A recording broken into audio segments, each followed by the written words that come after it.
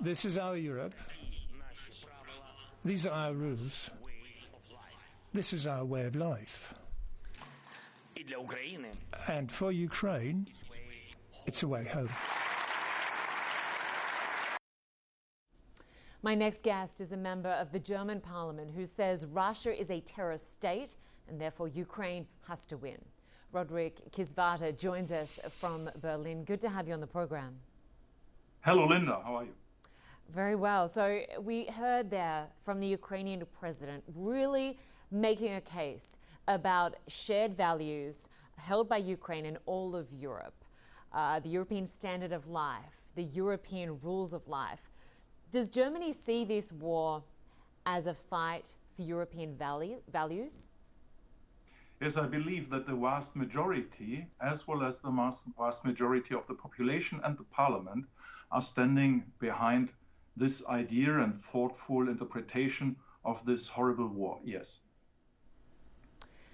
Zelensky said that he sees Germany being as a game changer in this war. Let's just play a little bit of sound.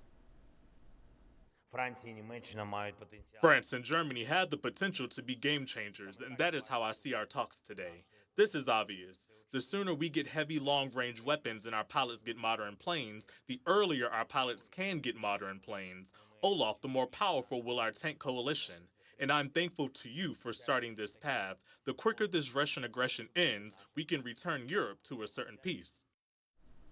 So is there a line between direct and indirect Western involvement dissolving? Well, I believe that our chancellor has to change his narrative, like Macron did recently, to say that Russia must lose and Ukraine must win. He would get overwhelming support from our society, from the population. But nevertheless, Scholz is sticking to a wrong narrative. Russia must not win and Ukraine not lose. This is not the attitude we need to win. And also the visit of Zelensky to DC, to London, to Paris and Brussels shows where he sees the allies. And I hope we learn from that visit and that the German chancellor is embedding the vast majority of our society, which is supporting a war against Russia in the sense of that Ukraine is defending our values. What does Zelensky want to take home? We know he wants more weapons, sanctions against Russia, and an accelerated process to EU membership. What will he take home? Well, it is of utmost importance to learn that if Ukraine is failing, the war will continue against Moldova and the Baltic states as announced by Putin previously. Second is that we should not exclude anything, no red lines at all. What we need is a geopolitical thinking. This is embedded in London and in Paris, but not yet in Germany. And our chancellor has the chance to align with his partners. And also Macron is discovering a geopolitical new Europe, which will be more deterrent, more transatlantic and more northern. And Macron would like to be part of this Europe, and Germany should. We did hear that Zelensky making a case that fighter jets and long-range missiles are needed in addition to those Leopard 2 tanks that Germany and other Western nations have committed. Chancellor Scholz took a while to agree to those tanks and warned the public warned against this public bidding war of weapon systems for Ukraine. Do you think that Zelensky, that Ukraine should be given these fighter jets? Yes, and at least we should not exclude anything. The Chancellor drew red lines last year not to deliver infantry fighting vehicles and tanks. And now in mid-January, he excluded the delivery of MiG-29 or F-16. And he has to change this attitude within the next months because there is a need for it, because Ukraine needs to liberate its territories.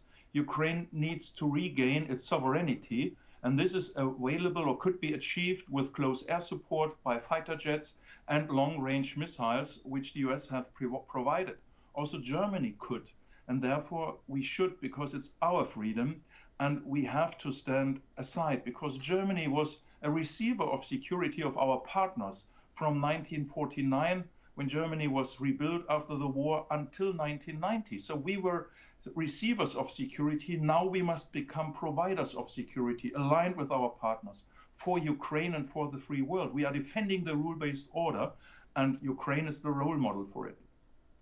And weapons is, of course, the most immediate concern. Zelensky was saying that despite the tanks being promised, he said not a single one has arrived yet.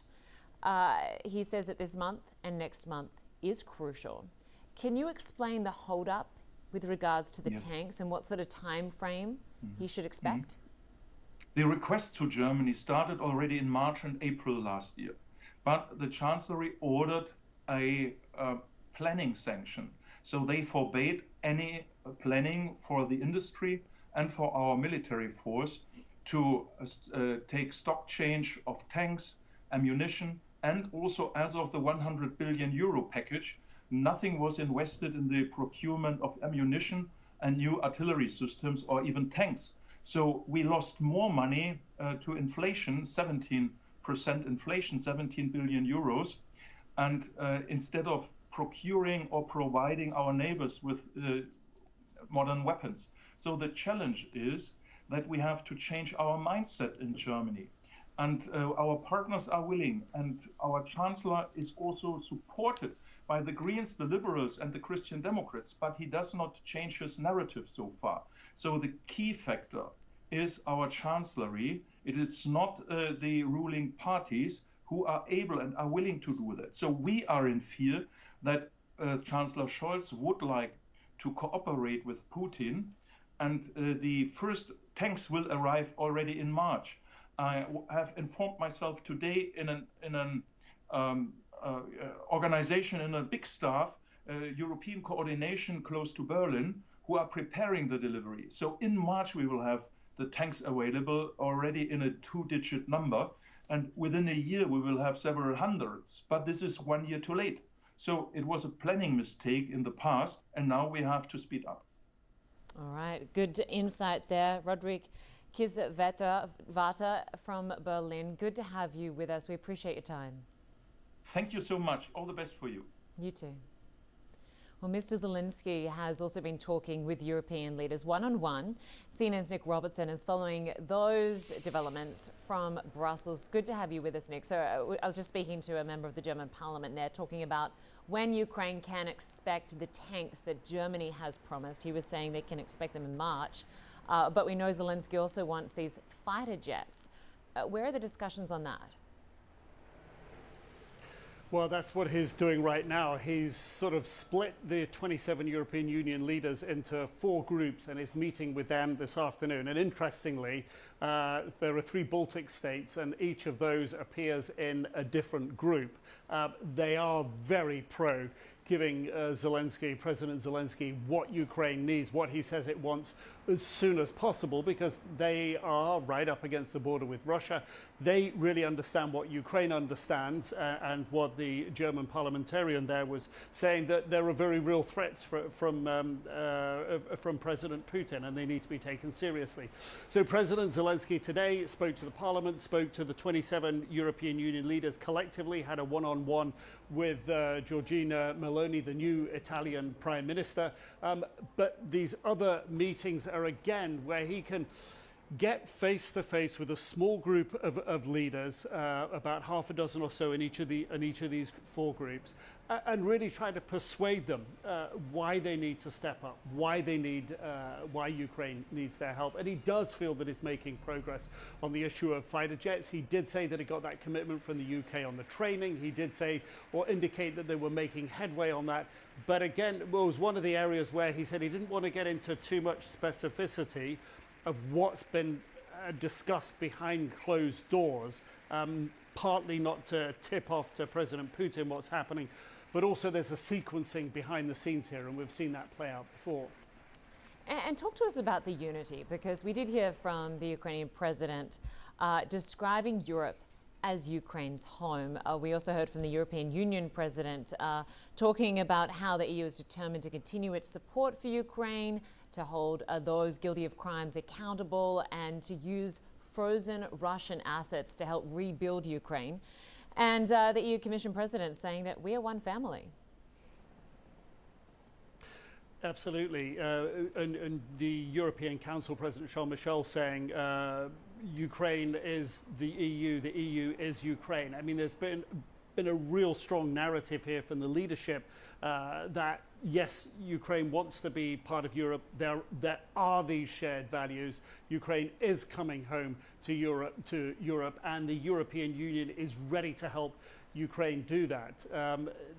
And that, you know, that seems to be a strong part of what's the discussion that's going underway today. But in terms of discussions to take those frozen Russian assets and seized assets that have come from been taken from oligarchs, that have been things that would have been shipped like thousands upon thousands of cars that were on their way to Russia this time last year, or a little bit later after the war started, that were seized and are being held here in Belgium. Can the European Union turn those assets into cash? It's a discussion that's been going on for almost a year. It's not clear how much progress has been made on that, but that does seem to be a conversation that's getting freshly re-galvanized again to make some headway on that. And it does seem to be something that's important for Ukraine to hear. And accountability, yeah, we heard from Ursula von der Leyen saying that not only is the European Union working with investigators and prosecutors, but it is establishing a tribunal in The Hague, that progress is being made to hold those Russians responsible for the war, responsible for the deaths, responsible for the killing of civilians, hold them accountable. And that's an important part of the peace plan that President Zelensky has put forward, a 10-part plan that the EU leaders, Council and Commission presidents said that the European Union would support. So again, he's got a lot of support for the peace part of what he's doing, for the integration of Ukraine into the European Union. But it is the fighter jets that he really came here to try to, in essence, bring home a positive narrative for. Yeah, well, he certainly has what seems to be a more unified Europe, which is exactly the opposite of what Putin wanted. Nick Robertson, good to have you with us. Thank you. Well, Russia says it cannot accept the results of an investigation into the downing of a Malaysian airline passenger plane back in 2014. MH17 was shot down by a missile over eastern Ukraine, killing all 298 people on board. A Dutch investigation into that incident found evidence that Vladimir Putin personally approved the sending of those air defense missiles to Ukrainian separatists that were used to shoot down MH17. The Kremlin says that because it did not participate in the investigation, it will not accept the findings.